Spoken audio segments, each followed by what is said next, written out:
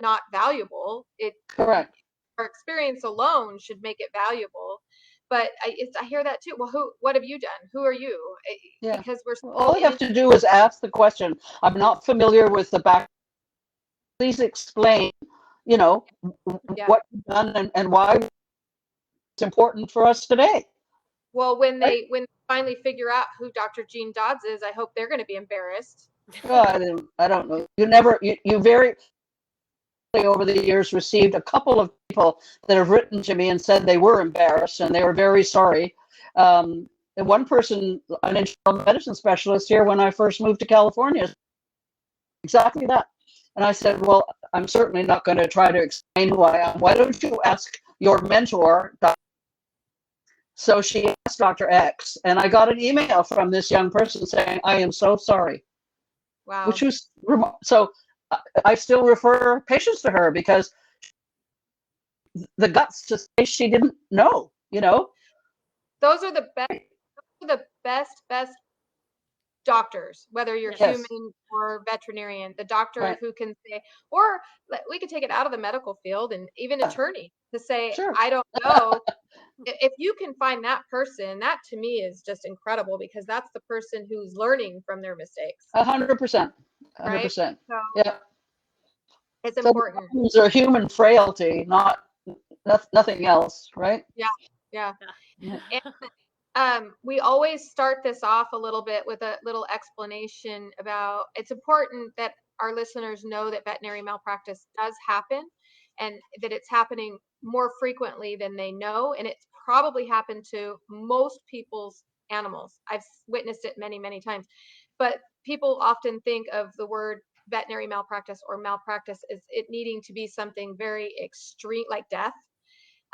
So can you define before we get into some of these questions so that'll help maybe guide the questions a little bit about what malpractice is and maybe the difference between malpractice and negligence? That's for animals. Yes, Anna. Sure, no problem.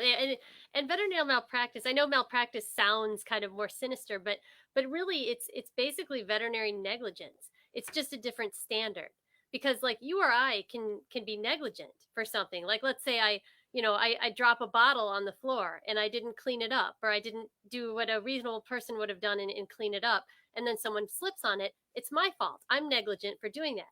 I didn't mean for someone to get hurt from that, but I didn't take the proper steps that I, as a regular person, should have taken to make that right, to fix the mistake I made. But with veterinarians, because they have a different level of knowledge, they have a higher level of knowledge, so they're held to a higher standard, and so they have standards of conduct, or basically, what you look at in a malpractice case is whether or not the veterinarian's conduct fell below the reasonable standards of care. So if they didn't meet those standards of care, then they're going to be responsible. They're going to have committed an act of malpractice.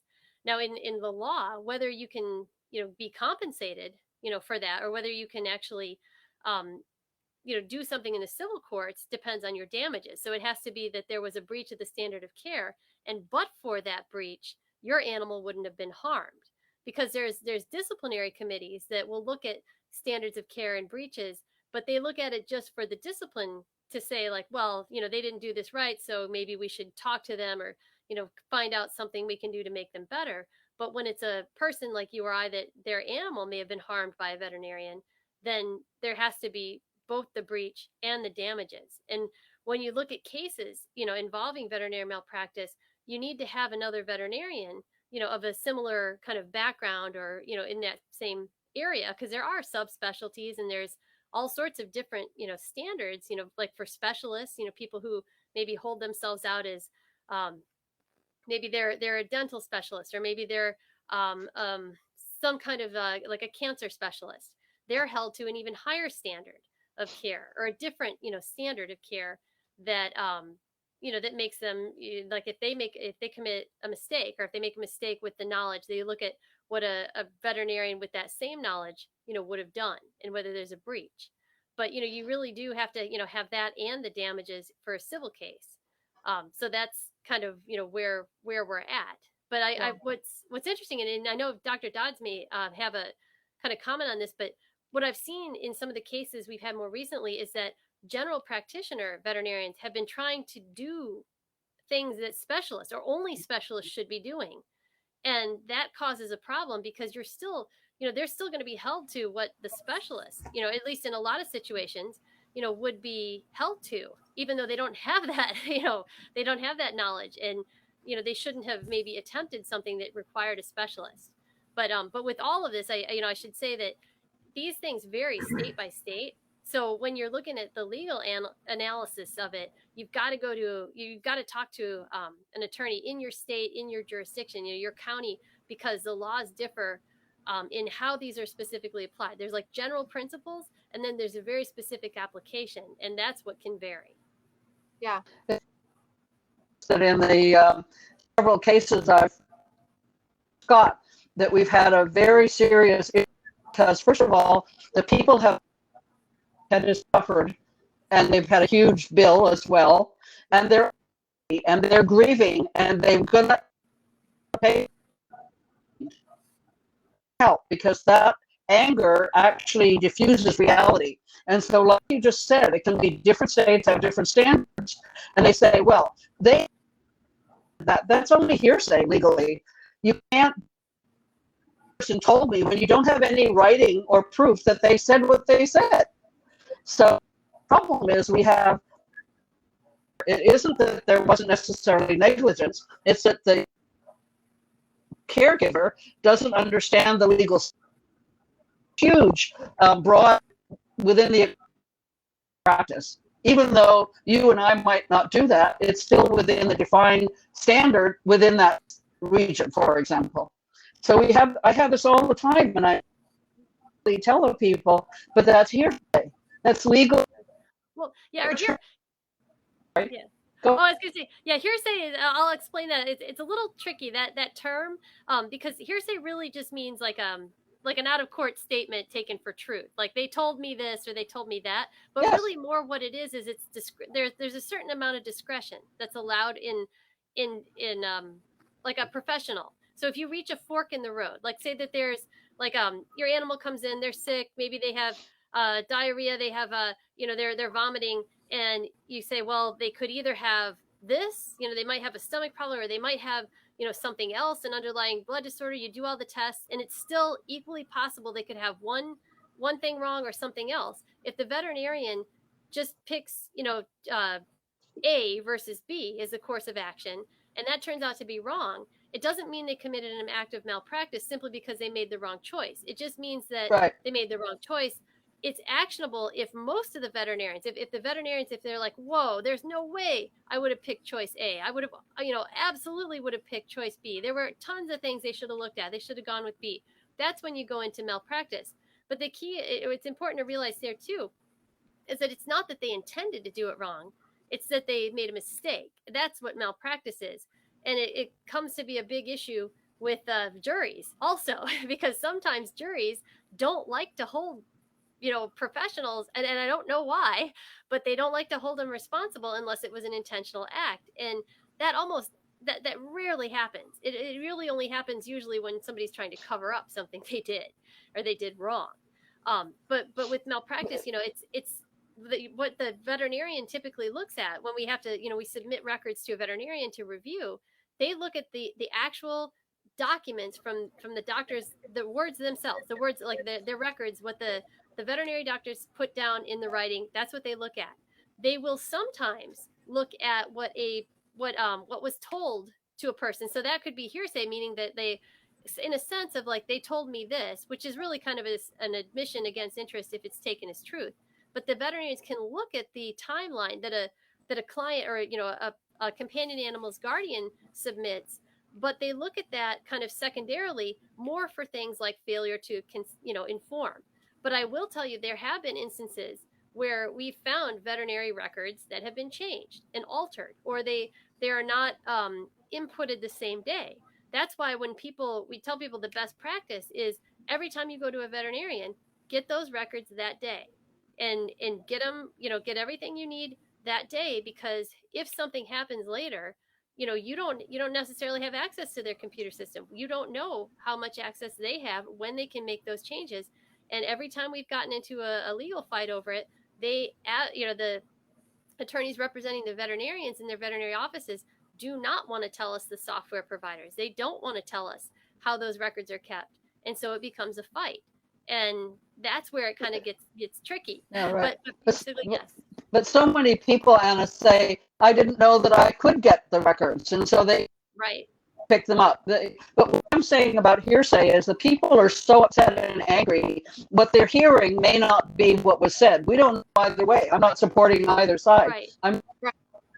They said this, but they may not have understood it. When very upset and emotional, they may not be listening to what the people are trying. The people that are trying to tell them feel like to say it. Everybody's in a stress situation.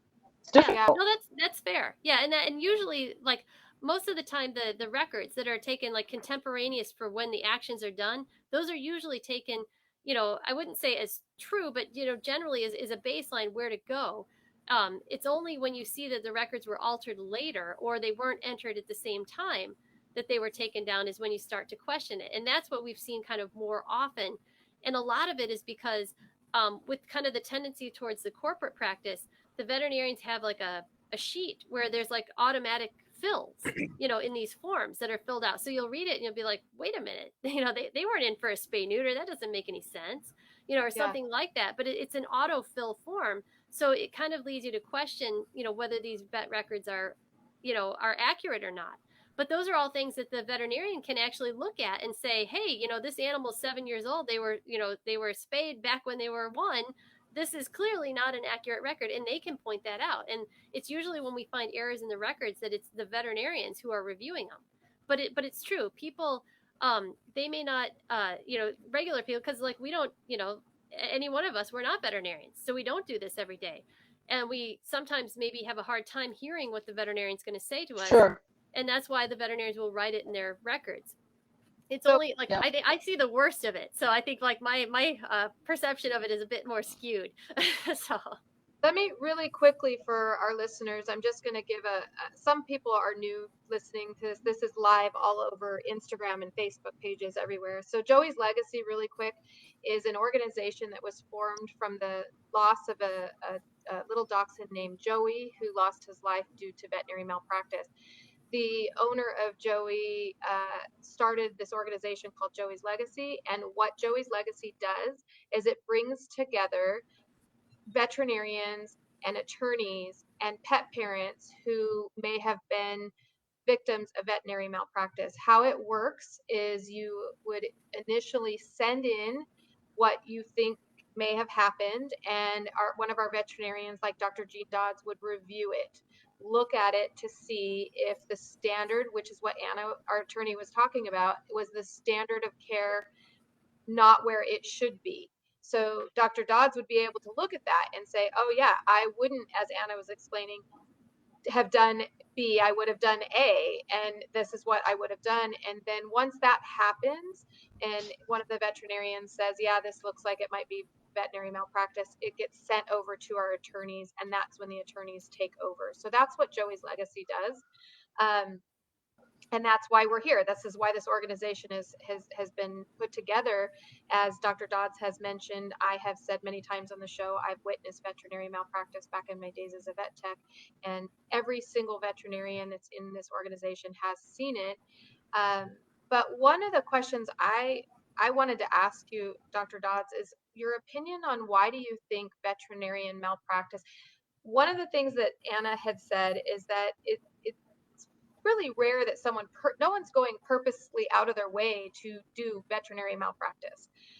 Why do you think it happens? What do you think, or maybe, I think there's lots of reasons, but what do you think the main reason why we're continuing? Well, I think with the effect of the pandemic, all our lives have changed. And so many veterinarians could not actually directly see the pet and the pet caregiver at the same time. The technician comes out and gives them a recommendation, brings the animal into the clinic. The veterinarian or veterinarians examine the animal. Sometimes the veterinarian's got an emergency. A technician is examining them. They're talking about it. They come out to the pet care, say, this is what we think it is. This is what it's going to be. We're told. you have to be able to see someone and look at them directly. Look at the, I mean, we're an emergency medical able.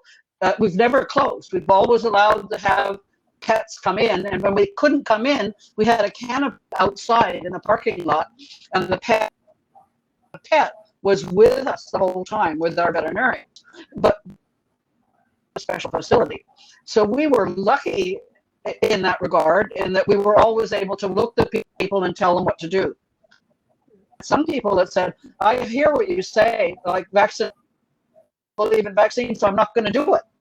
So wait a minute, parvovirus epidemic, and we don't believe in vaccines. I'm okay with it, but my wife won't. So I said, okay, so do we fire that client? Do we tell, we get the information, we tell them, 2 months later they say, okay, we've changed our mind, we'll come in to get the vaccines. They never kept the appointment. Yeah. We feel terrible for that puppy. You know, these people have been themselves that affects another living being. God forbid a child or another animal, right? And won't follow what we all know is the standard of practice. Well, I think a lot of times what happens, you know, in that this all or nothing world that we live in. And so when someone like Dr. Dodds says, and correct me if I'm wrong, if Dr. Dodds says, you know, the Bordetella vaccine is not a good idea, and then they take that as a whole for every vaccine is not a good idea. Yeah. And it really is a case by case situation. Absolutely. Right. So, without commenting about the clinically critical disease, virus and rabies by law. right. It's a huge issue in San Diego now that we've got. It's such bunk. Seriously, people wrote me and said, "What do you think?" I said, "Bunk." He said, "I agree." Yeah. This is the second vaccine likely to cause acute hypersensitivity reactions. Right. So fuzzy, you can't believe it. The So, whole world and all the news media are going on about it. well, see, this is such a really good, like if we talk about rabies right now or leptospirosis, which both have high chances, probability of your pet having a reaction to it, that a veterinarian by law has to give that vaccine. So if a veterinarian gives this to your pet and your pet dies, it's not malpractice. Right. And that's where the emotion, you know, comes into play, is then people will go read about how horrible the rabies vaccine is, and then they want to blame the veterinarian. But Anna, have you seen these cases? Well, yeah, and I think there's a caveat there too, because one, I think Dr. Dodds makes a really important point about like how the veterinarians can really only do what the owners consent to. And Right. that's a tough pill sometimes to swallow when you can see that the owners are either not understanding or simply don't. There are some people that will just walk out and say, I don't want to spend $2,000, and so I will simply let my animal die. And it's devastating and sad to hear about. But when it comes to the vaccines, there's certain vaccines that are, you know, law mandated, and we've seen all that stuff in the news, you know, about the rabies scare. I think the international was extremely overblown. But that said, you know, with rabies vaccine, a veterinarian can, at least in most all states, you know, it's the veterinarian who can step in and say, look, your animal is either too sick, is compromised, or some reason should not get that vaccine. But that's not for every animal. That's just, you know, whether your animal is in a particularly bad state. Like if your animal is getting chemotherapy, not a really good time to get a rabies vaccine. And I have actually seen veterinarians make mistakes. Where they say, well, no, I have to give this vaccine. It's like, no, you don't. There's an exception in the law that allows it. So it can be malpractice for a veterinarian to give a vaccine when it shouldn't be given. Yeah, especially when the label says only for healthy pets. So Right. What we do, we issue in Southern California, public health veterinarians refuses any exemption. So we defer it. Not healthy. So we defer it for 3 months, and then in 3 months, it's not healthy. We defer it because we sign an oath that we will when we know that it's not safe for this animal to do it. Now, for leptospirosis, I mean, thing. It's not mandated. So the issue is, are these strains of leptospirosis that they claim are causing so much harm actually doing what they're doing? And there's not good evidence that they are. Mindset of veterinary medicine and veterinary public health that vaccines are perfectly safe, they don't cause reactions. Look at the people that won't get a vaccine, right? Because they say it causes clots. Well, you know, you have this issue with the J&J vaccine. 50 to 60 people out of 11.5 million minor clots, and one person actually passed away that had very serious other illnesses. The problem was those were people congenitally or familially deficient in the surface of their blood platelets that protected them against clots. So they had a molecular defect in their bodies susceptible to having a clot form with this vaccine. 11.5 million, and the whole world went berserk. I'm not going to use this vaccine anymore. That's totally ridiculous, right? Yeah. It does go to, like, I think it is a bigger underlying condition now where people are not as trusting. You know, like they don't do their research. They don't know. I mean, maybe if they do the research, they don't know how to understand it, and you know, they're kind of going with the loudest talker as opposed to the one that's most knowledgeable and really able to give a good answer, which is kind of sad. Look at the personal protection. They don't wear masks. They won't. They don't. You're not doing anything. Did you see the University of Virginia just refused acceptance to people coming into the university that wouldn't wear a mask?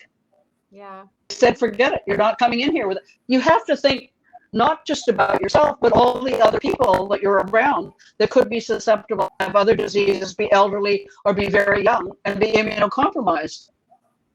It's about society and helping each other. Yeah. I should add, with the Dr. Dodds, have you seen like the crossover? Because like COVID, you know, is a zoonotic disease, and you know, has there been much talk, you know, of crossover from, you know, human to animal? No, you know, only cats, big cats. Not with that whole crossover issue was not true. Hamsters are at risk, and primarily cats. Remember they killed and mink. Remember they killed all those mink in the Netherlands?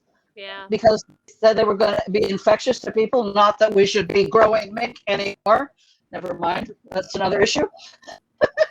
I'm with you. Let's go back to one of the problems I think is actually happening with regards to standard of care. So we had one of the other fabulous attorneys on, and he was talking about the difference between the standard of care in human and the standard of care in veterinarians. And he makes this really fabulous point that veterinarians, like, I forget what his numbers were, but it was something like if you had 10 doctors, human doctors, and 9 of them would make this decision, or I think he might have said 8, then that's the standard of care. But with veterinarians, it's a little bit lower because they're dealing with animals who cannot speak, and there's all these other factors that go into play.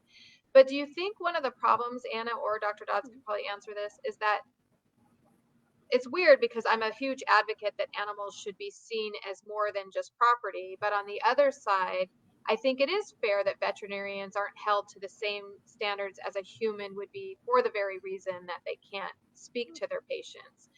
But because it makes it another element, right? I'm trying to figure out how to treat something that can't tell me everything. But I wonder if people want the standard of care to be identical to what humans' standard of care is. But children can't. Their guardian or parents have to speak for them. So there's a parallel there.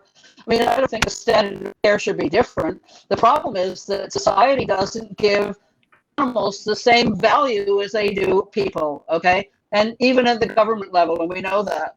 And we can perhaps accept that. I mean, I don't like it, and people like you and Anna don't like it. Even Jerry probably doesn't like it. But the fact of the matter is a human standard is a higher level. I mean, right. But for rabies, Yeah, exactly. I think there's a lot of room for objective criteria though as well, because like you don't hear as much about rounding or like checking with other doctors before making their decisions final, before Other stuff. advising the human guardian, as to what they should do for their animal. And that I think is where, it's not really going to progress as quickly as probably we need. So it's more that the consumer, of the veterinary services, they're going to have to do more research and know what, ask questions, get second opinions, do the things that you might do if it were your own health, or your, or someone else that, that maybe you're concerned that they are not going to speak as much. But I mean, the human guardians of these companion animals, I mean, they see them every single day. They're usually going to, they're going to bring them in and say, look, I've noticed they're walking a little funny. I don't know if it's a big deal or not, but I really would kind of like the x-ray, or I'd like to know if there's something, just to get a baseline. And I think they're going to just need to be more proactive. But I see your point in that, yes, this is a different species, it's a different different type of analysis. But I think there's enough objective criteria, and I think a lot of the vets, especially those that have experience, can see these issues because they do come up again. And even people will hide their their issues. They'll go to a doctor and they'll say, oh, no, I feel fine. They're not Yeah, fine. right. The doctor knows they're not fine. Yeah. Well, and more pet owners need to have, my pet caregivers need insurance so they can afford to have it. They need to really buy pet insurance. And there's an example with rabies. The World Health Organization says that a rabies titer of national units in the serum protect a person against rabies. The World Health Organization. The states by CDC is 0.1 international units per mil. So people rabies titer on a pet that if they have less than but 0.1 or higher, that they have to or be put to sleep. When in fact the CDC standard is different than the World Health Organization standard, and most people don't know that. Wow. So with the whole goal here, Joey, is, and we've talked about it many times, is changing the laws, because we think that by doing so, we really, for those of you who don't know, your pets are seen as property in the eyes of the law right now. So Right. if Anna has a case and your pet, you're become a victim of veterinary malpractice, it's hard cases to win because they're just considered property, and so we need to change that. And so we keep looking at ways that we can do that. And I don't know if you all have read this article, or Dr. Dodds, if you've seen it. The AVMA just came out against changing the law to make pets, and they gave this reason why, and they argue, which to me was kind of a good thing to read, because I feel like the pressure might be coming away towards them a little bit, because the article says, well, you don't want that, pet parents. You don't want them to be seen more than property, because then veterinary care will get too expensive and nobody will be able to afford it. Have you seen that article, or do you have any comments? It's called the ostrich effect. Carrie, bury your head in the sand. Okay. Yeah, I don't agree, because first off, like the malpractice insurance for veterinarians is actually not very high, and they have pretty good, like a lot of them have like $500,000, $1 million coverage. So yeah, there are no cases that get that high unless you're really doing something astronomically bad and it with intention. So I mean, their insurance companies are really the ones driving this. And I think AVMA, I don't know if they use PLIT or whoever it is, but they AVMA always comes out because they're in a great position right now. I mean, who do you know that pays thousands of dollars to bring their toaster back to health? Nobody. But they like to go with this they're just property. They're property like a table chair or a toaster, and they're not. And what's nice is that there have been some strides in the law. It's just that most of these strides have come in the intentional side, like for animals that have been beaten, have been abused. There the law will go after the abuser, and they'll say, like, yeah, well, this animal, you clearly knew that this animal was bonded, had a bond to somebody, and they're really kind of allowing it to help the person whose animal was hurt, because they know that that person has a bond with that animal and that was emotional distress. And so there are a lot more laws in a lot more states, Illinois included, that, if somebody intentionally harms your animal, then yeah, you can go after for real damages, like for Illinois has the Humane Care for Animals Act. And if somebody tortures or, abuses in a way that fits within that act, they're going to have to pay for your attorney's fees. They're going to have to pay for, punitive damages, anywhere from $500 to $25,000 per act. And they have to pay for all of the, veterinary care to try to help that animal and the person's emotional distress for that animal's loss.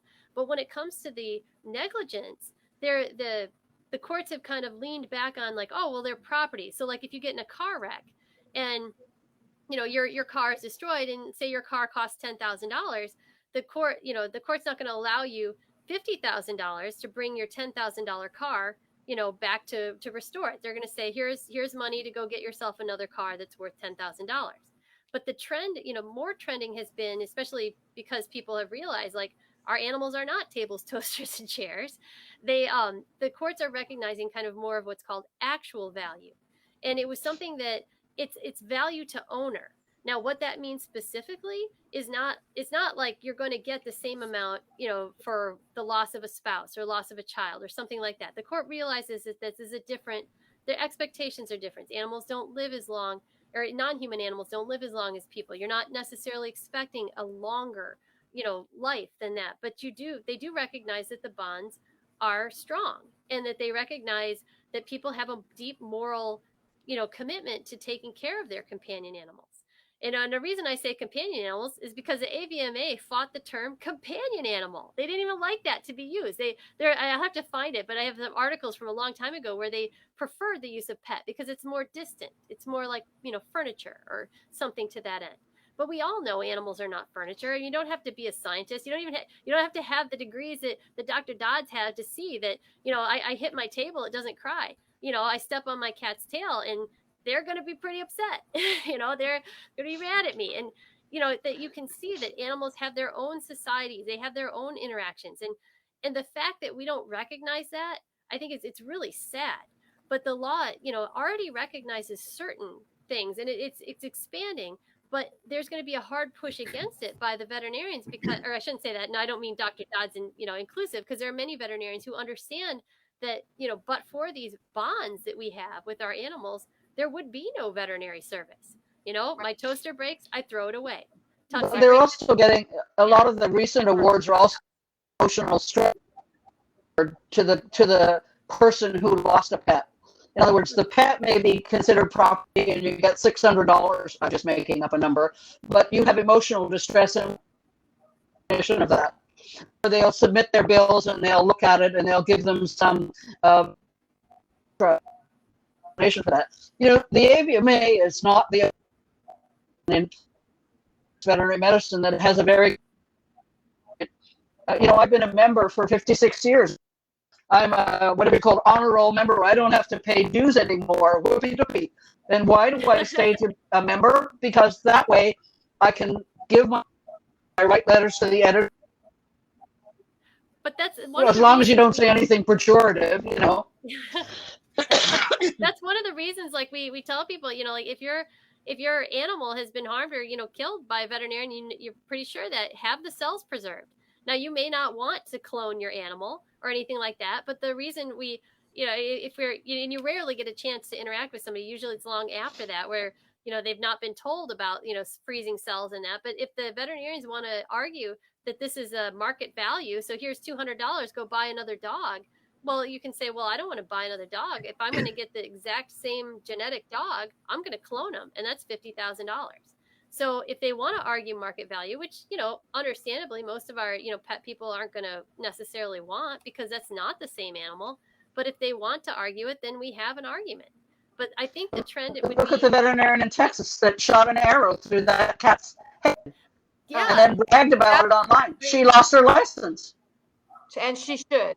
Wait. Huh? Yeah, but not initially. Yeah, and some of the things I see, it's just discouraging. Horrible.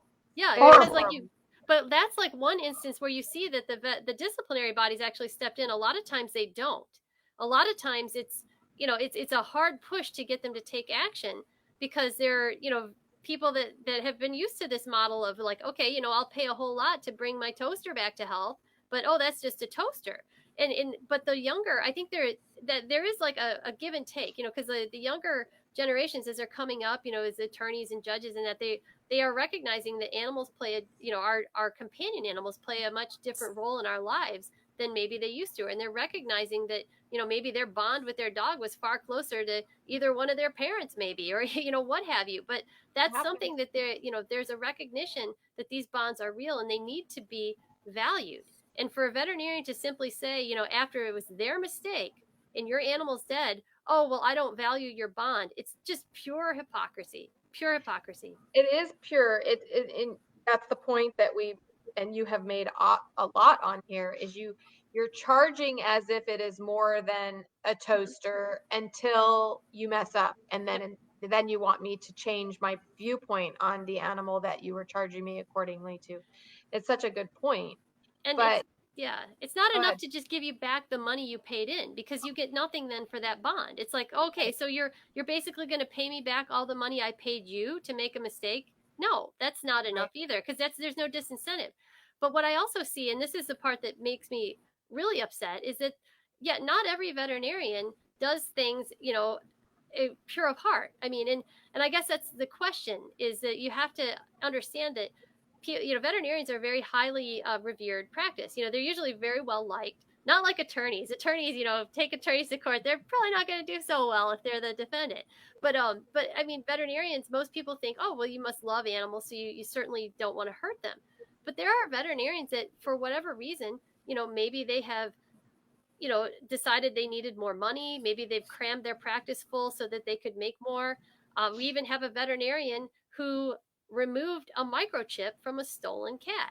So for in the microchips, they're like $30 to $60. The surgery to remove it was like the whole shebang was close to like $1,000. So when you look at things like this and you realize that not everybody's acting pure of heart, and sometimes it's harder to convince others that that's the truth. That's what you're fighting when you're going into these cases, because you're fighting a system that doesn't necessarily want to change. You're like, oh, we don't want them considered anything more than property, but we do want your money, thank you. Yeah. But and then to say that you would ever bring your animal in, I mean, it's not like it's not that just breeders or show animals or what have you. It's not simply a market that's driving it to the extent of oh gosh, we only want the purest bred animals. No, people like the animals they get at the shelter, and they are absolutely happy. They're treated like kings in their homes, and that should be understood and valued.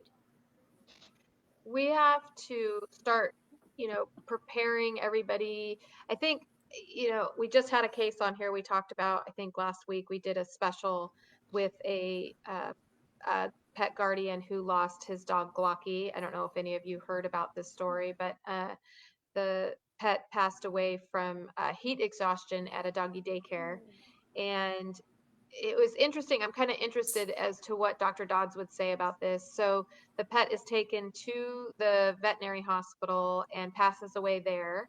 And the veterinarian said that, put the dog on ice, as they do. And then when the owner asked to get a necropsy, they said they couldn't because the dog was on ice, and that now they can no longer do that. That's not true. Yeah. Right. And so I questioned whether there was a relationship between the boarding facility and the veterinarian, and they were trying to hide it, which to me seemed kind of really sad, because I don't think, not that this means it's doggy daycare intention was heat exhaustion. I think they just are ill prepared to handle it when it happened and how to prevent it. But now it's turned into so much more once that veterinarian prevents him from finding out the actual cause of death. But it just, like, that's the kind of stuff that continues to go on, and I don't know how we stop it. So we have to start preparing people. You always want to get a necropsy. right? Always. Like you have to get it, if not to get the answers of Yeah, for whether heat stroke, can't see anything unless the animal had some abnormal or internal organ thing that made the dog susceptible to intravascular clotting, thrombosis, in other words, because of heat stroke. And necropsy is important, and the fact that it was on ice has nothing to do. yeah. But if it was just stroke and a healthy, otherwise healthy animal, you wouldn't see anything. Yeah, and I think that's it's not necessarily for that particular case, but making people aware that Yeah, sure. you have to ask for your records. You have to. I know Right. it's so hard when we're going through it, and you think, like Anna pointed out, most times people think they're veterinarians, went all the way through vet school, and they love their animals. And I'm here to tell you, I worked for a veterinarian that did not like animals. I don't know why he was a vet. He hated animals. He couldn't stand them and complained all the time. Now, I obviously think that's the small percentage, but we do have these situations. So you have to be prepared every time. Get your records, ask questions, get a necropsy. You're just going to have to, because we But don't have much without it, right? yeah, even if you don't get an answer from the necropsy, it shows that you took the reasonable steps to try to find out. And Right. Oh, that's no, for where sure, it's 100%. important. Yeah, I didn't mean not. Yeah. Sometimes you won't find anything, Right. which is good because that shows you that it was just heat stroke and not some other comorbidity that caused the animal. Right. It still doesn't change the fact that the animal is not with us anymore. It's Right. still very sad. Yeah, that's one thing that But they people still leave dogs in cars with it, the right? other side They still they'll do. often lean on whatever they can, and if they'll say, well, you didn't get a necropsy, so they might have had cancer for all we know. And Yes. as absurd as that may sound for an otherwise healthy animal, it's something that if you don't have that necropsy to show that nope, it wasn't that, that somebody will try to use, and that's sad. Which in this case, that's exactly what we could have ruled out, because we really do believe it's heat stroke. I don't think anyone is even questioning it, but it would have been, he was not an old dog and had a recent health check not too far back. I want to say it was 6 months before he went in. So, I mean, everything points to heat stroke, but now they can't, the other side can argue it could have been anything. And so that's why these necropsies are so important, and sometimes they're going to show nothing, right? Sometimes they're Right. going to tell, and you're going to be able to go home and say, okay, it wasn't the veterinarian's fault. And that's going to, a third of human autopsies and animal nothing. Yeah. Third? Yeah, about a third. Wow. But it helps cases. It helps us kind of understand it. And like I said, sometimes it can help a pet parent just feel better, because Sure. I was speaking with Lori, is behind the scenes here helping out, but we were talking about why people in general, but particularly I see it a lot in my world, in my industry, pet related, whether it's veterinarian, doggy daycares, trainers, boarders, where they feel this weird feeling of lying because they don't want to tell the truth, because they're I'll give you an example. Boarding facilities are notorious for this, where the pet parent drops off the dog and the dog doesn't want to eat his dinner that night, so he doesn't eat the dinner. So the boarding facility just throws it away and tells the owner everything's fine and go about your day. And the reason they do that, and the only reason I'm bringing this up, is because I think on some levels as a society, we need to get better at accepting the truth and not putting blame on somebody. And the more we keep blaming people for things, like that's not the boarding facility's fault that the dog didn't want to eat, but because the pet parents spend an awful lot of time blaming. Well, what did you do to him? Why didn't he want to eat? He always eats. And then it just starts going, and I see it in this industry all the time. And it's difficult. The reason I know about that, Dr. Dodds, is I've had to retrain people that have come from other boarding facilities that we don't do that. We just explain to the pet parent. Sometimes they don't eat on their first night of boarding or whatever. For sure. But I feel like a lot of times that's why we have veterinarians and in the pet industry tend to lie. And I'm not making excuses for them, but I also want pet parents to know that collectively we should all kind of be able to accept the truth when it's given to us as well, and let that be sometimes, because it's not always someone's fault, right? I mean, sometimes dogs just die. They get older and they die, and it's not someone's fault. But I know that kind of took us off track, but it's something I talked to Scott about recently, that this is such a hard thing for me to do this, to be part of Joey's legacy, because I don't want to give people more excuses to blame their veterinarians, but I also want it to stop the veterinary malpractice. So I'm in this middle ground place where it's difficult, because the emotions, as Dr. Dodds brought up, become so strong, and then you get tunnel vision, and and some people will go to their attorneys, right, and they'll just throw money, and they want the attorneys to just keep going and going and going and going and going and going when there's not anybody's You know, fault. you can suggest to the parent that they contact a practitioner in animal and have that animal communicator talk to the pet. And often the pet will say, hey, I was hurting. You didn't know. I didn't want you to know. I am very happy now, and I'm waiting to greet you again.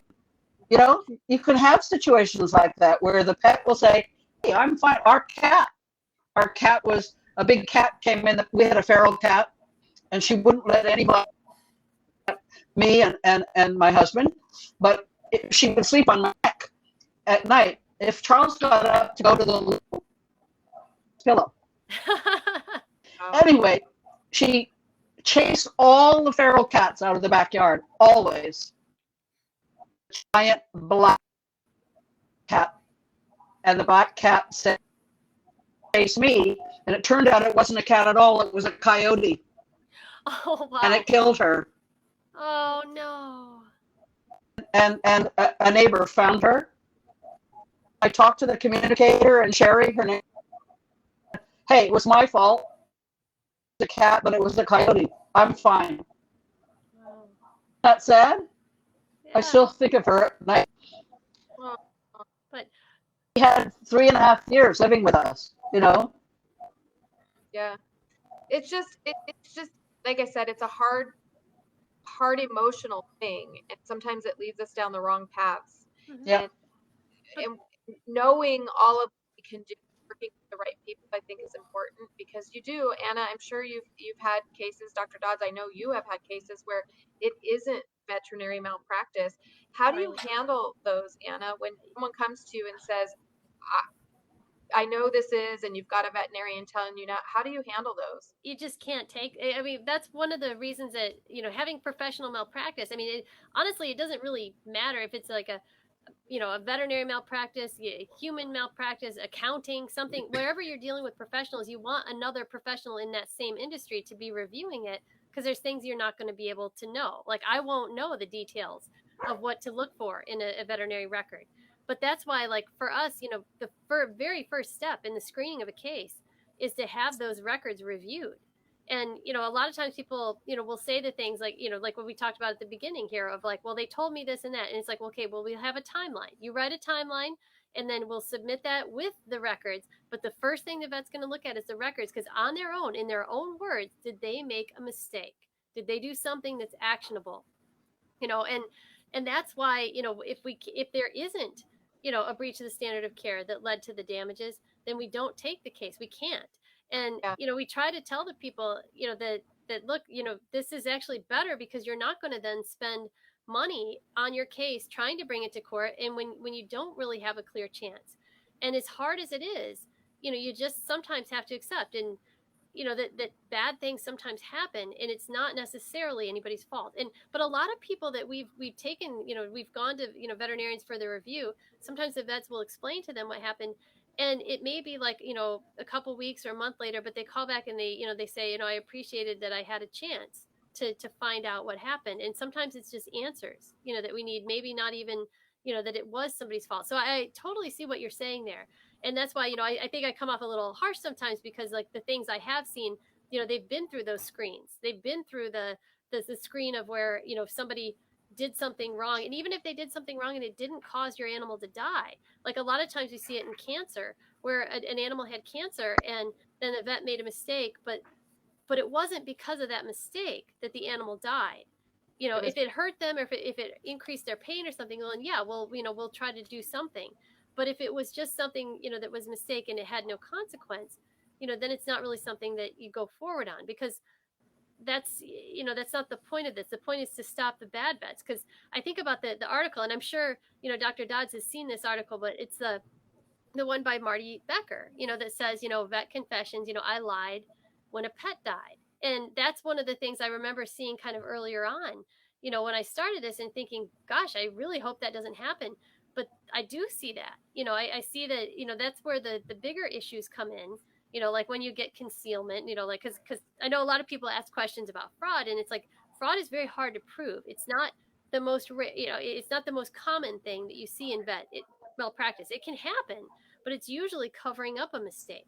It's usually after the fact. The only types of fraud we usually see are, like, I shouldn't say it like that, because the courts are, they're reluctant to allow cases to proceed on fraud, because they think that's, it's hard. Fraud, it's a big word.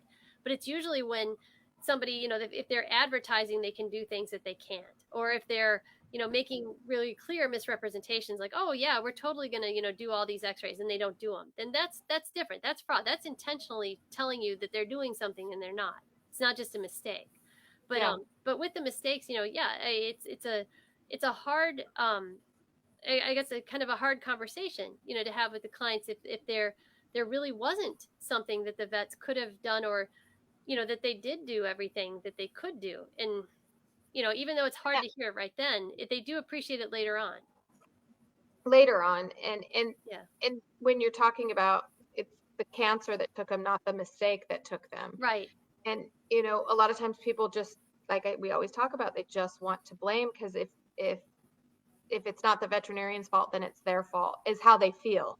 And they don't want it to be their fault, so they're going to find a way for it to be their fault. So, but if 40 other dogs would have had that same thing happen that didn't have cancer and didn't die, right? That's what you're saying. And then therefore it's not the veterinarian's fault. So it's interesting, because the one case that I have always talked about on this show, and why I always say I'm such a good person to do this show, is because I've been accused of negligence in my business, and it was horrible. And a dog had passed away that had a collapsing trachea and was very, very old and had a myriad of medical problems. And she came in for a bath, and then I guess later that night she had a stroke. And so the mom thought that we were the cause of it, and I showed her the video, and she said that because we bathed her dog in water, how we had the hose, that's what killed her dog.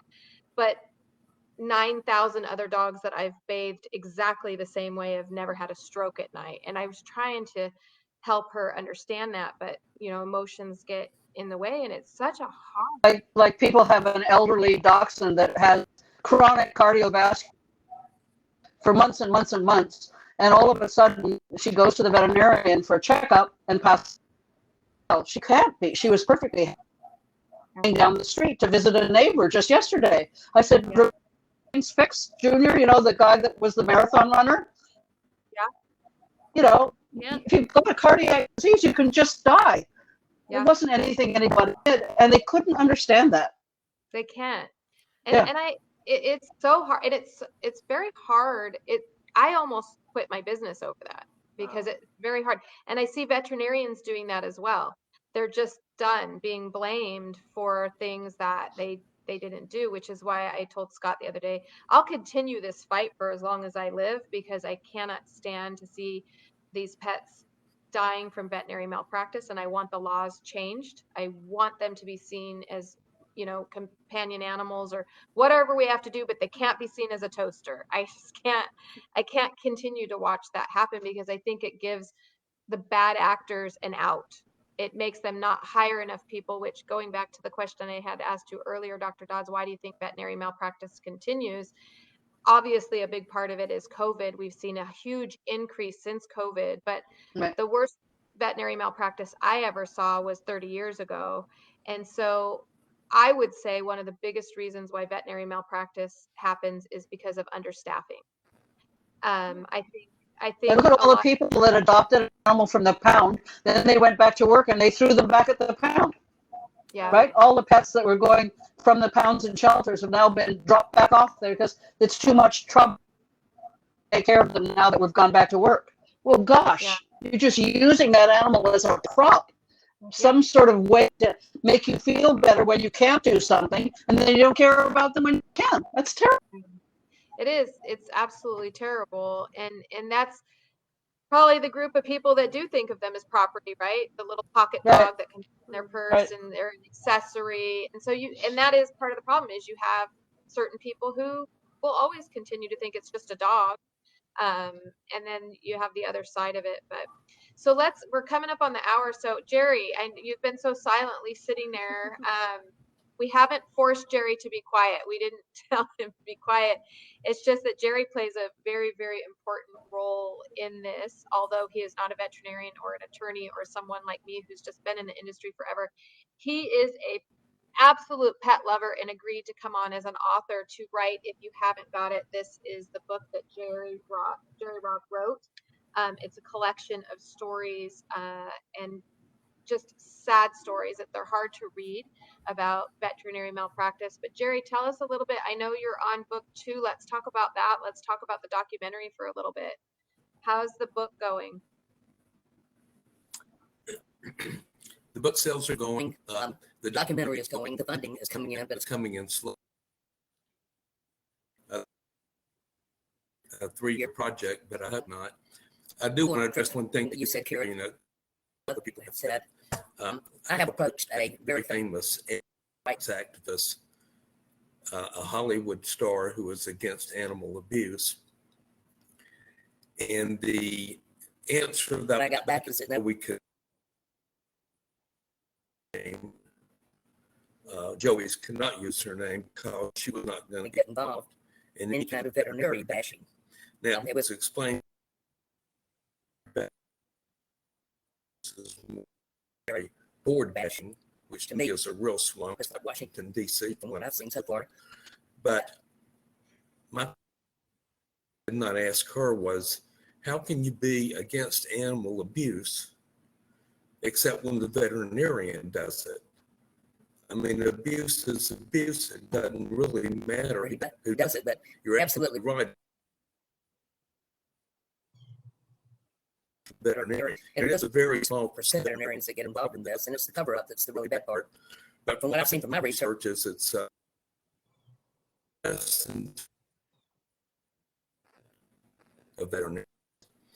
And their malpractice insurance runs about $300 or $400 a year compared to a doctor or OBGYN who's about $250,000 a year. And that makes it very hard for people to take the cases.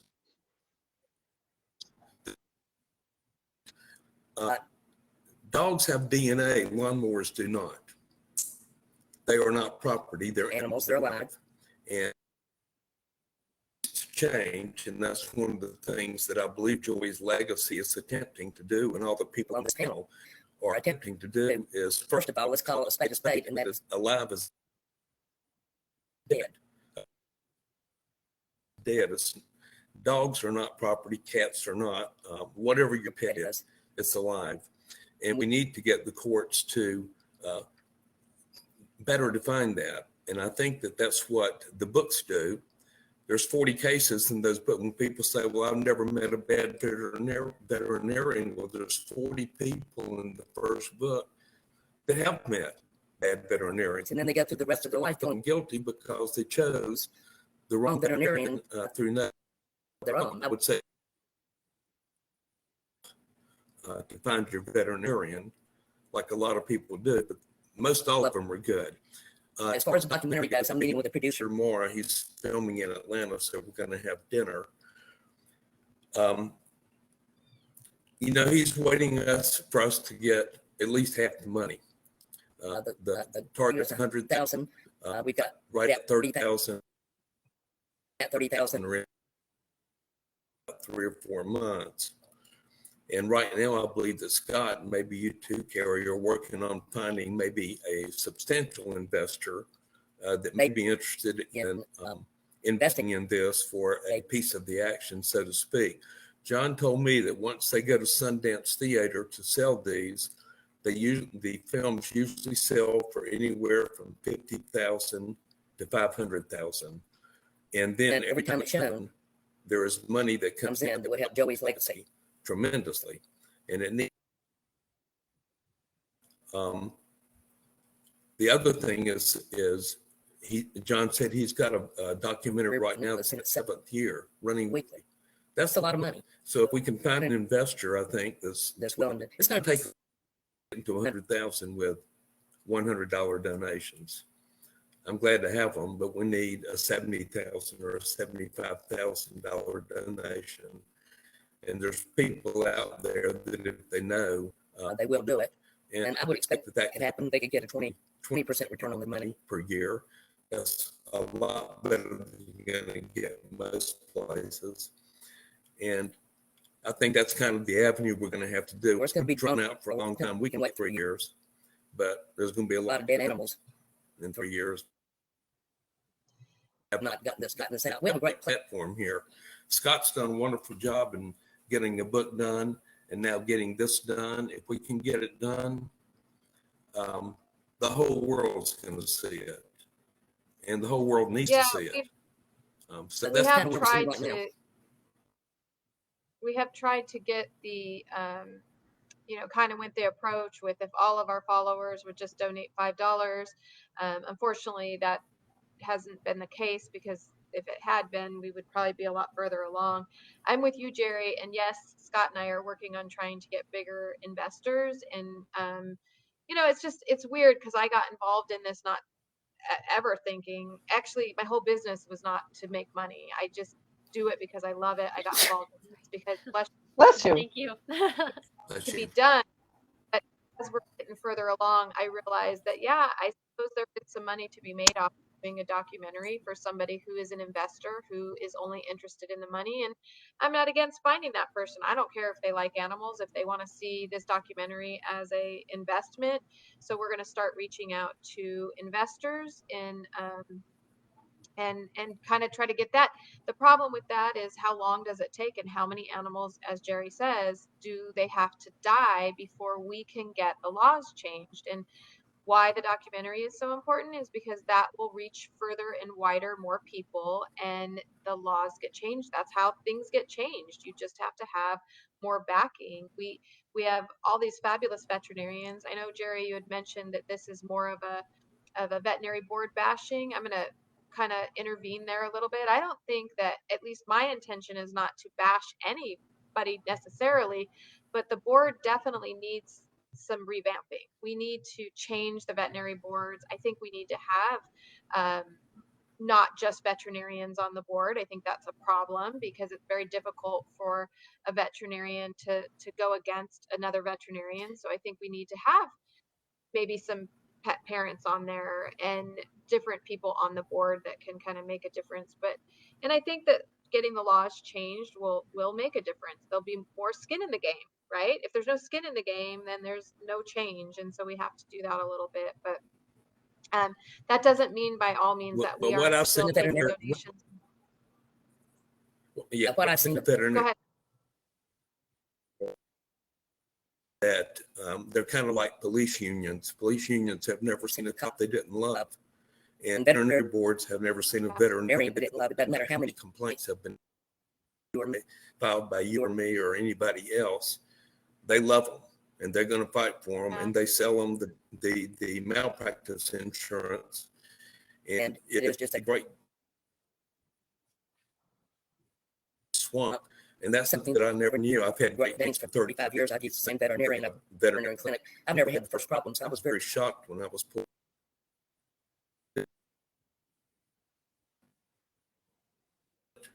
And now that I've got a book with 40 stories and another one coming out with 35 more stories, it's not like it doesn't happen. And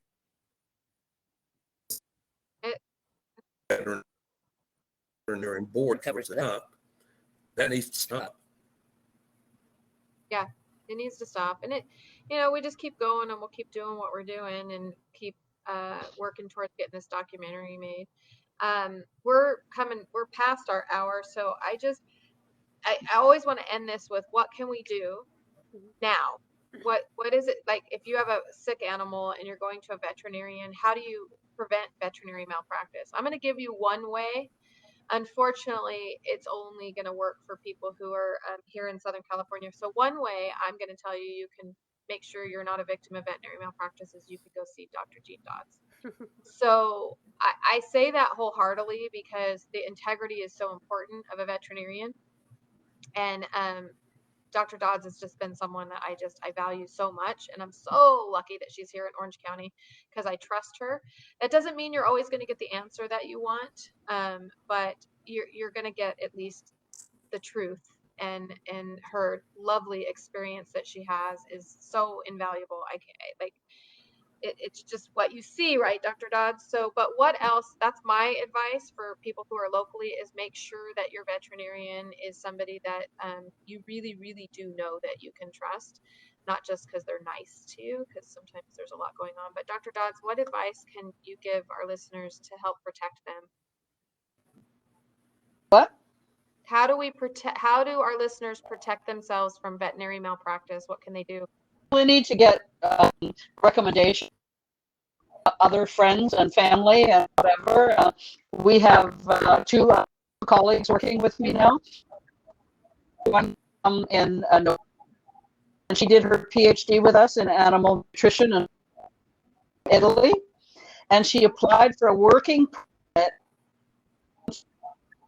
Millions of people apply, and she won the lottery. Wow. And she's coming to her. Oh, I'm going to put her on the podcast. Wonderful, lovely lady who comes from Peru, and she's smart, and we are so excited. For us or what? Yeah. Right? Well, I'm going to have to get her on the podcast. Oh, yes, definitely. You'll love her. Yeah. The more the merrier. We're just, we just don't have very many really good holistic, good character, all of that stuff that you need in your veterinarian. So we're excited. So we're delighted. So getting recommendations and yes, really from other people, from family who have been to veterinarians, and and come to see us for sure. We're booking in October now. We're very busy. Yeah. But we're not care work. We just do holistic medicine. So we work with community, other veterinarians, and we work very well together with them. And so for our listeners that are not local, Dr. Dodds, you do consultations, right? So they can get a second opinion from you. They can get a consultation from us, right? And as you know, I do not charge. So, God bless you. I can't stress enough to all of our listeners how important second and even third opinions are before you make these final decisions on what you're going to do and you're going to regret it. If you are living in an area where there may not be a holistic veterinarian, there are lots of them out there. Well, I shouldn't say lots. There are a few of them out there like Dr. Dodds that are willing to look over your case and read it and figure out what the best plan of action would be. So second and third opinions are going to also help you, I think, from veterinary malpractice. Don't be pushed into any veterinarian who's you have to do this right now, or I can't see you for 6 months, or very rarely is your dog going to die the moment you walk out the door. So those may be the cases in some cases, but I would say second and third opinions, use Dr. Dodds for doing those. And people in their area too, if they need to see somebody. Awesome. We have many colleagues all over the country, and actually that we can refer people to. There you go. There's because although we have our big goal, right? We also have sick animals right now, and we need to protect those while we can and get the laws changed. Anna, what can we do? I know that you unfortunately see it after it's already happened, but how do we ensure that after it's happened that we have the best case to present in front of the judge? Well, I mean, I have a pre-warning too, though. Check online, check the disciplinary boards, because those are all publicly searchable. So check to see if the vet you're using or the clinic has been reported, because you can always ask them about it. You can say, hey, what happened here? And if they're really defensive, then maybe that's a red flag. Also check to see if they've been sued. Most states have a searchable database. You may not get the documents, but you may be able to see if they've been sued, because in a lot of cases there are settlements, and those settlements have a non-disclosure so that you may not ever know what actually happened, aside from looking up the publicly filed documents. But in having it, the best case is always make sure you do a little research ahead of time. I'm not saying you have to be an expert in it, but, maybe look it up and say, oh, hey, I wonder if it's this. And, most vets are not going to be offended if you ask them, hey, I looked this up and here's what it said, am I way off base here? You can ask the questions. I mean, obviously you don't want to take up the entire, time with them. You want them to be able to look at your animal, but, ask them questions, find out, are there side effects? Are there risks involved? Because sometimes veterinarians are very busy. With COVID, we've seen a lot of miscommunication. It's been a huge issue. And, ask them, do you have the drug sheets? Because a lot of times they won't give you that insert that comes with it. They don't think about it, but, ask for it. Maybe you'll see on there's an FDA warning like, hey, I shouldn't use this on a cat that 100%. has kidney disease, Yep. So start, look into that stuff. Don't just take your word for it. I mean, verify, look it up, see if there's some things that have gone on, because your companion animal better than anybody else because you spend the most time with them. So look that up, get your records every time you leave. If they say I can't do it, well, hang on, I guess I'll wait. Why can't they enter what they did? There's no reason they can't do that. Have it printed out. And ultimately, if time permits and things like that, you can ask them, what are your thoughts on the human animal bond? Because it's important to me that my vet recognizes that, and if they don't, I understand right now that it's a, beautiful place to be where you don't have to suffer in many places, you don't have to suffer that loss, of income that they may suffer, if there were a full recognition of the human animal bond. And I'm not saying that to say like, wow, I hope, to be that this turns into an ambulance chasing type of situation for animals. No, it's what holds people accountable. If there's no meaningful liability for mistakes, those mistakes will never, they will continue to happen. There's no incentive to change them. So, ask, about the veterinarian's reputation, ask about these things ahead of time, and definitely get your records, look things up on the internet, get your second opinions. They're all extremely important. I've done that with my own animals. I've had consultations. I've sent their records to other veterinarians, paid them for the review, and said, please tell me, does this look right to you? Yeah. And it's, it's sometimes hard, everybody's busy, but it's important. Yeah. And having the best case, you just want to, be able to have all of your ducks in a row, to be able to, to have crossed your T's, dotted your I's, looked over every, scenario you could. And sometimes, if your review turns out that there wasn't a mistake that you can go forward on, you know what? That may be the best way, because you don't want to spend thousands and not be able to recover, anything. And then that's devastating just the same. So you want to make sure you have a clear case and can bring it forward. Yeah. Really quick, we do have a question that came across from Mari. She says, are all vets that treat your pet in an ER or an animal hospital, do they have to be licensed? If they're doing any treatments, they have to be licensed. If the licensed veterinarian in the practice and another non-licensed person is there, not a problem. California has just said now that this whole issue of reciprocity, California and New York State were the only two states that would not accept federal license states. They've just thrown that out.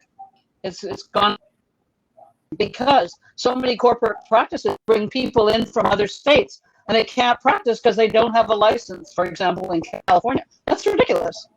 If they're licensed and they're working by the same federal other state, they should be allowed to. So that's an interesting issue. Right, it's the national standard, the standards of care. That's why you can have other veterinarians, like from different states, review the case, because it's generally considered a national standard of care. It's just that the licensing per state,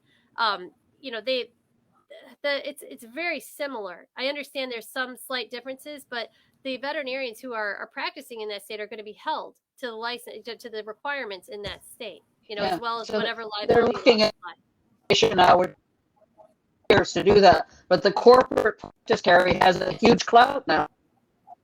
That individual veterinarians didn't have much clout. So you broke up a little bit. I just want to make sure it's clear. So I think you said that a veterinarian who's not licensed can work in a veterinary Absolutely, hospital. and they can do to do as long as the licensed veterinarian on the facility that's authorized it. Okay. And that's so it's not. It wouldn't be considered, Anna. It wouldn't be. Mari's next question is this considered fraud if the veterinarian does not have a license? No, not at all. Well, it depends on the situation. If they are performing, like let's just say this is a veterinarian who went to vet school but didn't get licensed, and they're performing, actions of a fully licensed veterinarian, then yeah, they're in a lot of trouble there. Yeah. But if it's somebody who is working in a clinic that has other veterinarians and they simply are essentially the role of a technician, if you will, or somebody who's being overseen by the veterinarian, then it's not necessarily that. But typically speaking, yeah, it would really kind of depend on the circumstances, and you'd need a little bit more detail there to be able to say. But I mean, like, I couldn't set up shop in my garage and start performing surgeries. I mean, I may have seen hundreds of spays, hundreds of neuters. I can't do that because I'm not licensed, and that's where I think the difference is. But in somebody who went to vet school, they would still have to be licensed. But if they're working under people, because I think that happens sometimes in the veterinary emergency clinics, where they're all of their actions, if they're working at the clinic, they're going to have to be approved and overseen by a fully licensed veterinarian in that particular state. Like the young woman we're having come in November, she'll be writing the California license exam. Anything other than be there, and with a license on staff. So, Mari, I'm on to the question that I'm getting. You don't give me enough information, but she's basically says no license yet. He said he was a veterinarian with a business card. I think what we would need to know is what happened. Was he working with a veterinarian and he handed you a business card? I don't really know the whole story it says he performed full veterinary treatment. But he didn't have a license. Was he working with a veterinarian, Mari? Can you tell us a little bit? In an ER room. It was in an ER room. It's doubtful he would be the only vet in an ER room, right? I mean, right. He wouldn't be, no. Yeah, wouldn't be. Probably wouldn't have him there. He's probably helping he's in the ER at the time. And that's the state? Well, he's acting as a technician, as Anna said. And in an emergency situation, an animal's going to die. This person who is qualified but not going to just let the animal die, they're going to try to help, right, with the other people there that are licensed. Yeah. So I mean, like Good Samaritan, for example. What about a person who's injured in a Good Samaritan person's life? They're not practicing illegally. They try to save a life. Right. Right, Anna? I think, there's little nuances in the law, so it's hard to make a blanket statement there because, yeah, it's a whole course in law school. but I would say, like, generally speaking, with each of the state's laws, if they are working under a veterinarian and at the direction of a veterinarian, that's typically like the role of a technician. The only times I've had like fraud involved where somebody was saying that they were a vet is that they were a veterinarian in their home country, but they came to this country, were advertising that they were a veterinarian, and they in fact were not. They were actually just selling dogs. They weren't doing the things, they were pretending to do, were pretending to do things that a veterinarian would do. But they were really just selling dogs. There has been another situation where I think the disciplinary bodies can actually go after somebody who is not properly licensed. Like if a technician is doing surgeries without the approval of the veterinarians in place. And, it's Illinois. We've had that kind of thing happen here. But that's more of a situation where if there's a rogue technician just doing things, kind of taking over the helm when it's the veterinarian who's supposed to be doing it and the veterinarian wasn't overseeing it, then you're getting into some really, really murky, bad areas, potentially fraud, So this is what this looks like. So it was an emergency room vet hospital. he was the only vet there on the property during the day, and everyone else on the property at the time were techs. Is he still allowed to act as a veterinarian because a veterinarian owns the practice? No. He has to have them on the Yeah. premise with him. Yeah. Yeah. And doing some states veterinarian practice. It has to be a non-veterinarian, which is pretty weird also. There's Wow, some that is weird. yeah, really weird. Yeah. Yeah, and No, California, owning the practice, if there has to be a licensed person on the facility where is doing whatever they're doing if they're not licensed. I think that's what she was trying to get Yeah. at. He's unlicensed. I don't know what happened with her cat or her dog. It doesn't give me that much information, but apparently whatever happened, he didn't have a veterinarian there, just himself and some techs. It definitely sounds like something to follow up with one of the local attorneys and maybe the disciplinary body to ask, because granted, they may not be the most powerful, but if they get enough complaints, they usually will take some action. Yeah, I mean, the veterinarian that owned the practice presumably would have been licensed, but what happened? I mean, did that person have a stroke or something and had to go to the hospital? I mean, what are the circumstances that could explain why the person wasn't there at the time? There could be some I'm not defending anybody. I'm just saying there could be extenuating circumstances. There can be. Yeah, absolutely. Absolutely. The only thing I'm getting now is that her dog was diabetic, but we need so much more information. So, but definitely Anna is saying, Mari, and even Dr. Dodds is saying, this is something that you definitely should look into further. Right. You could contact Joey's Legacy and have maybe Dr. Dodds review the case more clearly, and then it can maybe, I don't know what state you're in. I don't have that information, but Anna, you can only handle cases in the state of Illinois, correct? Correct. Yeah. And that's true for like all attorneys. We're licensed by state. So we can only handle the states, or cases that arise in the state that we're licensed in. And that's because, then there's general principles of law, but every state is different in the nuances of how they treat these. And that's why you have to use, a veterinarian, or sorry, you have to use an attorney who's licensed in your state. So for me, it's, state of Illinois and District of Columbia.